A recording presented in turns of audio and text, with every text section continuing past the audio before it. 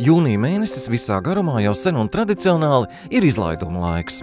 Smiltenes tehnikumā teica, izlaidums mums ir kā gadskārtējas svētki. Izglītība un zināšanas – tas ir visas dzīves pamats, tā teica tehnikuma direktors Andris Miezītis. Mums beidz turpat 170 absolventu, un tātad gan ceļinieki, gan veterināra medicīnas kurs, arī ēdināšanas pakalpojumi, viesnīcas pakalpojumi un autotransports un lauku turisms. Tā kā daudz programmas un 170 laimīgi jaunieši šodien saņems diplomus un izies lielajā darba tirgū.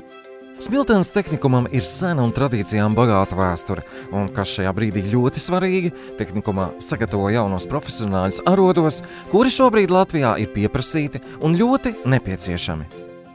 Mēs jau pastāvam vairāk kā 90 gadus, un es esmu pateicīgs iepriekšējiem paaudzēm, pedagogiem, visiem kolektīviem, jo tehnikums ir tiešām populārs ar to, ka mēs jau no 1945. gada mācām veterināru medicīnu, tieši vetārsta asistentus tagad.